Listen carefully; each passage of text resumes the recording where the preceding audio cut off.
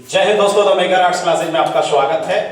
चलिए आज हम जानते हैं कि इतिहास में महाभिव्यायी कौन कौन से प्रश्न हैं ऑब्जेक्टिव में। आपको बता दे रहे हैं कि 9 फरवरी को आपका फाइनल एग्जाम है हिस्ट्री का, और हिस्ट्री से हमने 100 ऑब्जेक्टिव सेट किए हैं और 100 ऑब्जेक्टिव महाभिव्यायी है। तो चलिए जानते हैं कि पहला वो प्रश्न कौन सा है जो 2026 में आने वाला है। 26 का कल ही आने वाला है।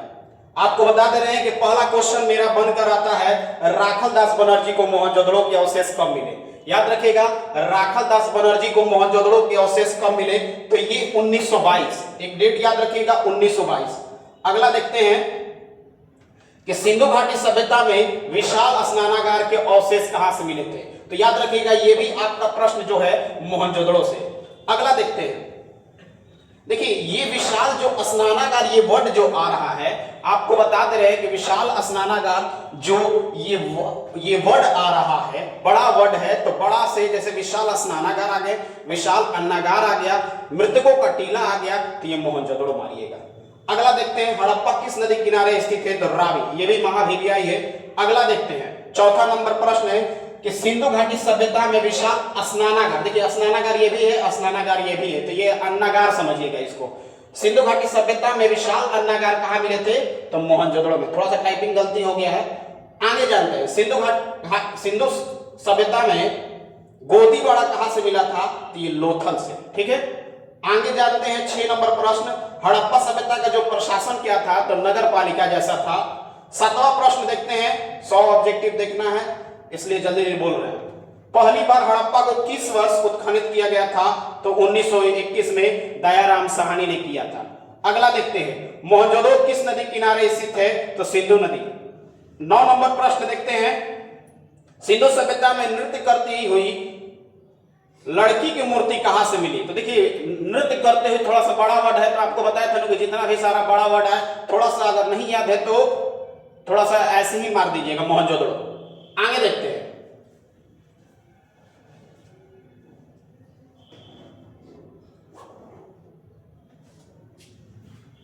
दस नंबर प्रश्न को देखते हैं कि हड़प्पा सभ्यता भारत के किस भाग में विकसित हुई, तो पश्चिमोत्तर में। उसके बाद देखते हैं कि लोथल किस नदी किनारे स्थित है, तो भोगवा, इंपॉर्टेंट है ये आएगा।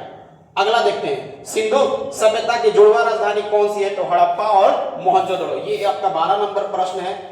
13 नंबर प्रश्न में देखा जा रहा है कि तलवंडी में किस प्रसिद्ध संत का जन्म हुआ था, गुरु नानक का। 14 नंबर प्रश्न देखते हैं कि हड़प्पा टीले का उल्लेख सर्वप्रथम 1826 ईस्वी में किसने किया था, चार्ल्स मैसन ने किया था। 15 नंबर प्रश्न देखते हैं कि मोहनजोदड़ो की खोज 1922 ईस्वी में किसने किया, तो 1922 में राखल दास बनर्जी ने किया था। हड़प्पा का दयाराम साहनी ने 1921 में किया था। अगला देखते हैं, सिंधु घाटी सभ्यता में हल का प्रमाणी बहुत इंपॉर्टेंट है, कालीबंगन से मिला था। अगला देखते हैं कि हड़प्पा सभ्यता में प्राप्त अवतल चक्की पर किस पुरातत्वविद ने प्रकाश डाला था, तो अर्नेस्ट मैक ने। 18 नंबर प्रश्न को देखते हैं कि सिंधु घाटी के निवासियों को किस धातु का ज्ञान नहीं था। तो याद रखिएगा महाभिव्यायी है, सिंधु घाटी सभ्यता को किस धातु का ज्ञान नहीं था, तो लोहा ही एक धातु था जिसको नहीं जानते थे। आगे जब पढ़ते हैं, ये 18 था। 19 प्रश्न देखिए, मोहनजोदड़ो किस भाषा का शब्द है, सिंधी, इंपॉर्टेंट है आएगा। अगला देखिए, कालीबंगा कहां स्थित है, तो राजस्थान में है।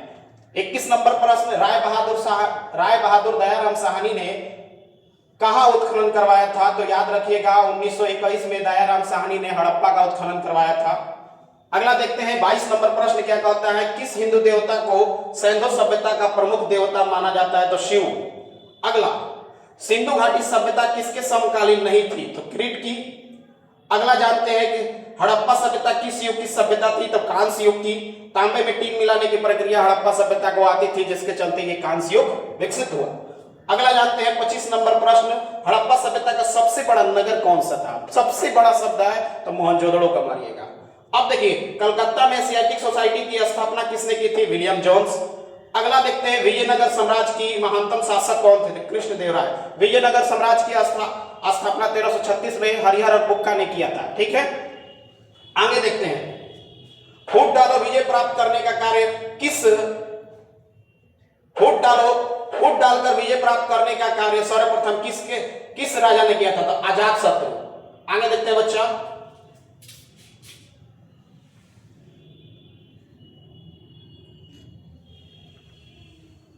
आपका 29 नंबर, हाँ, जीवद वैद्य किस वंश का काल में था?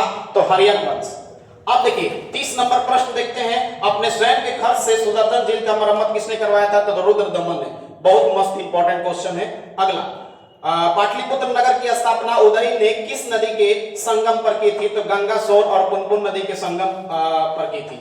अगला, यूरोप का समुद्रगुप्त किसे कहा जाता था? तो नेपोलियन को ही समुद्रगुप्त की संज्ञा दी गई थी। अगला, किसके अभिलेख में भूमिदान का उल्लेख है? प्रभावती गुप्त, तीसरे चैप्टर से। 34 नंबर कह रहा है कि भूमि अनुदान से संबंधित प्रथम अभिलेखीय परमाणु कहा? तो सातवाहन काल से। अकबर का संरक्षक कौन था? तो बैरम खां था। किस शिलालेख में अशोक द्वारा कलिंग विजय का उल्लेख है? 13वें शिलालेख में। याद रखिएगा, कलिंग विजय का उल्लेख किस शिलालेख में? 13वें शिलालेख में। कलिंग युद्ध कब हुआ था? तो कलिंग युद्ध 261 ईसा पूर्व में युद्ध हुआ था। और आपको बता दे रहे हैं कि कलिंग युद्ध के बारे में आएगा ऑब्जेक्टिव में। कलिंग युद्ध से हड़बड़ाना नहीं है, कलिंग युद्ध एक नॉर्मल क्वेश्चन है कि क्या 261 ईसा पूर्व में कलिंग का युद्ध हुआ था, और वही एक ऐसा भयानक युद्ध था जिसमें सम्राट अशोक का हृदय परिवर्तन हो गया। खून की रक्तपात को देखकर उनका हृदय परिवर्तन हो गया और वहां से युद्ध को छोड़कर धम्म में आ गए। तो इस तरह से याद रखिएगा, ये इंपॉर्टेंट क्वेश्चन है। अगला 37 नंबर देखते हैं कि मौर्य काल का निम्न में से कौन सा सर्वाधिक नमूना था? तो स्तंभ इंपॉर्टेंट है। इंडिका की रचना किसने की थी? 38 नंबर क्वेश्चन है, मेघास्तनी। 39 नंबर को प्रश्न कह रहा है कि प्रयाग प्रशस्ति की रचना किसने की? तो हरिसेन। इसका आंसर हरिसेन होगा, बहुत इंपॉर्टेंट है। अब देखिए 40 नंबर कहता है कि गुप्तों के काल में कौन चीनी यात्री भारत आया? तो फाहियान। ये भी इंपॉर्टेंट है। भारतीय इतिहास का कौन सा काल स्वर्ण काल के नाम से जाना जाता है? गुप्त काल। चलिए आगे बढ़ते हैं। 42 नंबर क्वेश्चन क्या कह रहा है? कौटिल्य की कृति कौन सी है? अर्थशास्त्र है। 43 नंबर क्वेश्चन कौन सा कर रहे हैं? आपको जल्दी इसलिए बता रहे हैं ताकि समय कम है, 100 ऑब्जेक्टिव देना, उसके बाद हम सब्जेक्टिव पर आएंगे। 43 नंबर प्रश्न कह रहा है कि मेगास्थनीज भारत में किसके दरबार में आया था? तो बिंदुसार के शासनकाल में आया था। अब देखिए अशोक किस वंश का राजा था? तो मौर्य वंश का। इंपॉर्टेंट है। समुद्रगुप्त की जानकारी, प्रयाग प्रशस्ति। याद रखिएगा, प्रयाग प्रशस्ति की रचना हरिश्रेण किया था। पाटलिपुत्र की स्थापना उदय ने। नवरत्न किसके शासनकाल के दरबार में आते थे? तो चंद्रगुप्त विक्रमादित्य सबसे पहले। अभिज्ञान शकुंतलम के रचनाकार कौन थे? तो कालिदास। अगला देखते हैं 49 नंबर, प्रयाग प्रशस्ति संबंध किस गुप्त शासक के है? तो प्रयाग प्रशस्ति है तो आपका हरिसेन आ जाएगा। प्रयाग प्रशस्ति आपका समुद्रगुप्त। 50 नंबर क्वेश्चन कह रहा है कि प्राचीन भारत में अभिलेखों की शुरुआत किस शासक काल में हुई थी? तो जितने भी सारे अभिलेख हैं सम्राट अशोक से। किस शासक को प्रियदर्शी कहा जाता है? तो सम्राट अशोक को। 52 नंबर आइए, मौर्य काल के टकसाल का प्रधान कौन होता था? तो लक्षणाध्याय। आईने अकबरी किसने लिखा? अबुल फजल। 54 नंबर क्वेश्चन कर रहा है पतंजलि के महाभाष्य से हमें किस काल की जानकारी मिलती है? तो गुप्त मौर्य काल की। अगला, धम्म महामात्र को किसने नियुक्त किया? तो अशोक ने। 56 नंबर, अर्थशास्त्र एवं इंडिका किस वंश के बारे में जानकारी मिलती है? तो मौर्य साम्राज्य के बारे में। एलोरा में कैलाश मंदिर स्थित कहां है? तो राष्ट्रकूटों ने बनवाया था। 16 महाजनपद में सबसे शक्तिशाली कौन था? तो मगध था। ये 58 नंबर प्रश्न है। 59 नंबर, पुराणों की रचना किसने की थी? सॉरी, लोमहर्ष उनके पुत्र थे उग्रश्राव, लेकिन आपको यहाँ पर क्वेश्चन आता है कि पुराणों की संख्या कितनी है? तो 18। आगे बढ़ते हैं। अर्थशास्त्र के लेखक कौन थे? तो कौटिल्य। वज्जी को सामाजिक ग्रंथों में क्या कहा जाता था? गणतंत्र। 61 नंबर। आगे देखिए, जनपद शब्द शाब्दिक अर्थ क्या है? जहां लोग अपना घर बना लेते हैं, बस जाते हैं, उसे जनपद कहते हैं। पंच चिन्ह वाले सिक्के पाए जाते हैं चांदी और तांबे के। 64 नंबर प्रश्न कहता है कि पाटलिपुत्र नगर की स्थापना की गई थी? तो उदयन द्वारा। 65 नंबर प्रश्न कह रहा है कि तक्षशिला विश्वविद्यालय कहां स्थित है? तो पाकिस्तान में। आगे देखिए, फाहियान किसके शासनकाल में भारत आया था? तो चंद्रगुप्त द्वितीय में। भारत का नेपोलियन किस शासक कहा जाता है? समुद्रगुप्त को। 68 नंबर प्रश्न कह रहा है कि महाभारत के आदि पर्व के किस अध्याय में भीष्म द्वारा 8 प्रकार के विवाहों का उल्लेख किया गया था? तो 102वें। अब आते हैं हम 69 नंबर पर। चौथी बौद्ध संगीति किस शासक काल में आया था? तो कनिष्क के। घटोत्कच किसका पुत्र था? तो भीम का। महावेविया। ये भी जान लिए, भीम ने हिडिंबा के साथ कौन सा विवाह किया? तो गंधर्व विवाह। द्रौपदी किसकी पत्नी थी? तो 5 पांडवों की थी। महाभारत का युद्ध कितने दिनों तक चला था? तो 18 दिन। गंगा पुत्र के नाम से किसे जाना जाता है? तो भीष्म को। श्रीमद् भागवत गीता के महत्व पर किसके विचार व्यक्त किए गए थे? तो महात्मा गांधी, विवेकानंद और बाल गंगाधर तिलक। इंपॉर्टेंट है ये भी। 76 नंबर क्वेश्चन है कि महाभारत किस पर्व में वर्ण व्यवस्था का उल्लेखित? शांति पर्व में। वर्ण व्यवस्था आपको बता देंगे, वर्ण 4 होते हैं, ब्राह्मण, क्षत्रिय, वैश्य, शूद्र। ब्राह्मण मुख से, क्षत्रिय बाजू से, वैश्य जांघ से, शूद्र पैर से। तो वर्ण ये होते हैं। अगला, महाभारत किसने लिखा है? तो वेद व्यास। 78 नंबर, भारत का नेपोलियन किसे कहा जाता है? समुद्रगुप्त को। 79 पर आइए, ऋग्वेद के पुरुष सूक्त में सर्वप्रथम किस वर्ण का उल्लेख है? तो शूद्र। याद रखिएगा, ब्राह्मण वंशीय सतवाहन, नरेश, वशिष्ठ, शूद्र, सतकर्णी ने विवाह संबंध किस वंश से साथ जोड़े गए थे? तो दुर्योधन की मां क्या थी? कौन थी? गंधारी। 82 नंबर, निम्न में से कौन सा प्रसिद्ध संत ने गीता की भक्ति टीका मराठी में लिखा है? तो मानेश्वर। महाभारत की रचना किस भाषा में की गई? तो संस्कृत में। 84 नंबर, महाभारत की रचना किसने की थी? तो वेद व्यास ने। मनुस्मृति में कितने प्रकार के विवाह का उल्लेख किया गया है? तो 8 प्रकार का। 4 मान्य विवाह होते हैं, 4 अमान्य होते हैं। 86 नंबर प्रश्न, ऋग्वैदिक कालीन लोग किसकी पूजा करते थे? तो प्रकृति के। आगे देखिए, 87 नंबर प्रश्न कह रहा है कि उत्तर वैदिक काल के अंत तक किसकी पूजा होने लगी? ब्राह्मण, विष्णु और ब्रह्मा, विष्णु, महेश। 88 नंबर, सांची मध्य प्रदेश के किस जिले में स्थित है? 88 नंबर प्रश्न, रायसेन। 89 नंबर प्रश्न कह रहा है कि सांची स्तूप का संरक्षित रखने में अहम भूमिका सुल्तान जहां बेगम की थी। 90 नंबर कह रहा है प्रश्न कि प्राचीन भारत में धर्म की शुरुआत किसने की थी? तो सम्राट अशोक ने। कुंडलवन कश्मीर में चतुर्थ बौद्ध संगीति किस शासक काल में हुई थी? तो कनिष्क की।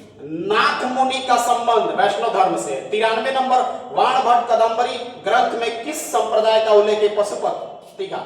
महात्मा बुद्ध को ज्ञान की प्राप्ति कहां से हुई थी? तो बोध गया से। 95 नंबर, श्वेतांबर और दिगंबर का संबंध किससे है? तो जैन से। वीर शैवलिंगा आंदोलन का जनक कौन था? वासवाना। और 97 नंबर प्रश्न कह रहा है, बौद्ध परंपरा में अनुसार अशोक ने कितने स्तंभों को बनवाए थे? स्तूप कितने बनाए थे? तो 84,000। आगे बढ़ते हैं। 98 नंबर, हिनयानी पुस्तक किस भाषा में? पाली। लोथल स्थित कहां है? तो गुजरात में।